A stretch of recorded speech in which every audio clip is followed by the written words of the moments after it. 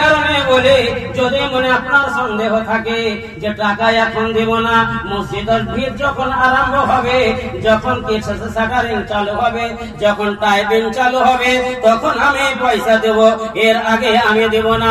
আল্লাহ পাক রব্বুল আলামিন বলেন ওয়াল্লাযীনা হুম লিআমানাতিহিম ওয়া আহদিহিম রাউন উলাইকা হুমুল ওয়ারিসুন। যারা আল্লাহর সঙ্গে ওয়াদা করেছো, পাক্কা ওয়াদা করেছে দেব বলে আল্লাহ তোমার গ্রহণ করে নিয়েছে। মহান আল্লাহ রাব্বুল আলামিন বলেন তুমি যখন মসজিদে দান দিলে, তোমার দেওয়ার আগে আগে তোমার অন্তরে তা কি বলছে আমি ওই ধরনের কবুল করে নিলাম। যেহেতু আমার আমানতটা তুমি তোমার ঘাড়ের উপরে রাখবে, কেন বাড়িতে কেন জমা রাখবে? হতে পারে শয়তান তোমাকে গুদগুদি দেয়, কেন দিবা পয়সা? পয়সা দিলে তারা নিজের কাজে লাগিয়ে দিবে। যেহেতু তুমি পয়সা দিও না, ভাই আমার বন্ধুরে আমার, আপনি আল্লাহর আমানত রেখেছেন, আপনার হতে পারে কোন রকম এদিকে ওদিকে হয়ে যদি খেয়ানত হয়ে যায়, তাহলে আপনি আল্লাহকে জবাব দিতে পারবেন না। ভাই আমার আল্লাহ পাক রব্বুল আলামিন বলেন ইন তানসুরুল্লাহ ইয়ানসুরকুম ওয়া ইউসাব্বিত আকদামাকুম। তুমি আল্লাহর যদি সাহায্য করো, আল্লাহকে সাহায্য করো, তাহলে আল্লাহ তোমাকে সাহায্য করবে এবং তোমার পাটা দীর্ঘ হয়ে থাকবে। এটি হলো আয়াতের মানে। এর ব্যাখ্যার দিকে যখন যাবেন, আল্লাহ রাব্বুল আলামিন মুহতাজ নয়, আল্লাহ রাব্বুল আলামিন ফকির নয়। আল্লাহ নিজেই বলেন আমি গানি আল্লাহুল গানি ওয়া আনতুমুল ফুকারা।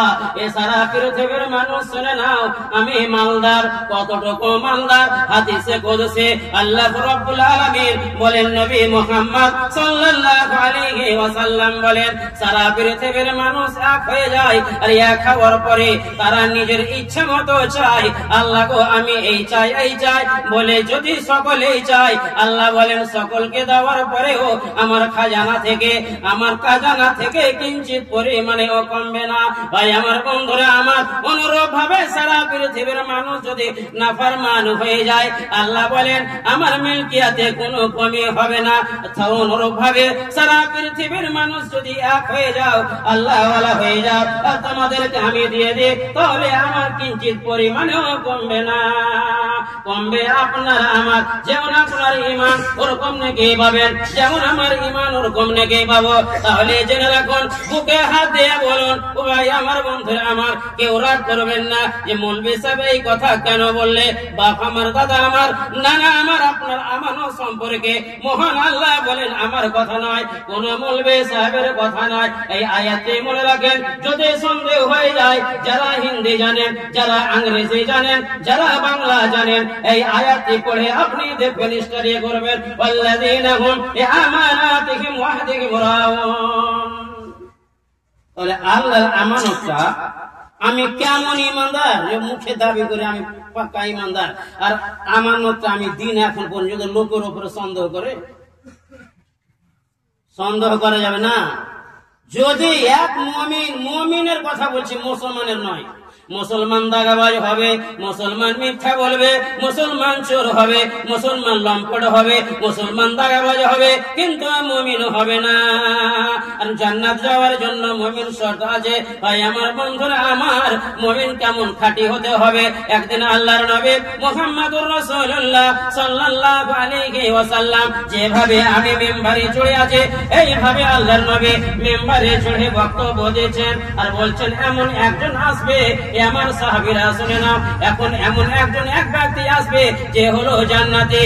সকলেই তাকিয়ে আছেন, নবী কার কথা বলছেন, সকলেই তাকিয়ে আছেন রাস্তার দিকে, দেখছেন কে এমন আসছে। আল্লাহর নবী বলে দিলেন হ্যাঁ এখনই আসছে। দেখছেন আব্দুল্লাহ বিন আমর বিন আস রাদিয়াল্লাহু তাআলা আনহু। আল্লাহর নবী বলছেন যখন ওই আসবে, ওর হাতে দেখবা একখানা দুইখানা জুতা এবং তার দাড়ি দিয়ে ওজুর পানিগুলো ঝরতে থাকবে। দেখছেন আসছে। আবার দ্বিতীয় দিন আবার আল্লাহর নবী বলেন এখন একজন এমন ব্যক্তি আসবে, একজন এমন আসবে তার মুখ দিয়ে দাড়ি দিয়ে ওজুর পানিগুলো ফটফট করে পড়বে আর হাতে থাকবে জুতা। দ্বিতীয় দিন দেখছেন ওই হযরত আব্দুল্লাহ বিন আমর বিন আস রাদিয়াল্লাহু তাআলা আনহু। তৃতীয় দিনও দেখছেন হযরত আব্দুল্লাহ বিন আমর বিন আস রাদিয়াল্লাহু তাআলা আনহু। অন্য সাহাবীর মনে আকাঙ্ক্ষা জাগলো। আমরাও সাহাবী, আব্দুল্লাহ বিন আমর বিন আস রাদিয়াল্লাহু তাআলা আনহু সাহাবী, অথচ আল্লাহর নবী তার সম্পর্ক কেন বললেন? বলছেন মজলিস যখন শেষ হয়ে গেল, হযরত আব্দুল্লাহ বিন আমর বিন আসকে বলছেন একজন, কি ভাই আমার বাড়িতে ঝগড়া হয়ে গেছে, আপনার সঙ্গে থাকবো 3 দিন, থাকতে দিবেন? আপনার সঙ্গে থাকবো আর একই সঙ্গে শুইবো। বলছে হ্যাঁ চলেন। গেল, সংক্ষেপে বলছে যাওয়ার পরে 3 দিন থাকলেন। সাহাবী বলছেন যে যেভাবে আমরা নামাজ পড়ি, রোজা করি, তাহাজ্জুদের নামাজ পড়ি, ওইভাবে ওই ভাইও আমাদের থেকে অন্য কোনো আর বেশি দেখতে পেলাম না।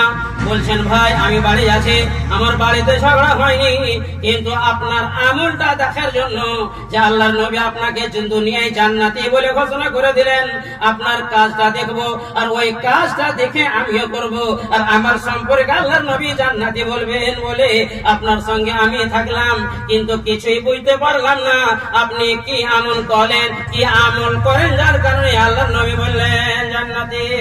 বলে আমি যাচ্ছি ভাই। বলছে যাও, অন্য কোনো আমল নাই। কিছু দূর যাওয়ার পরে হযরত আব্দুল্লাহ বিন আমর বিন আস রাদিয়াল্লাহু তাআলা আনহু বলছেন হে ভাই শোনো শোনো, একটি কথা বলতে ভুলে গেছে।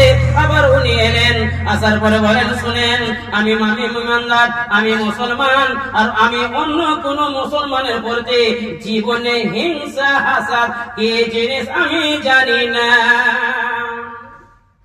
লোকটি বললেন এই কারণে আল্লাহর নবী আপনাকে বলেছেন হিংসা নেই।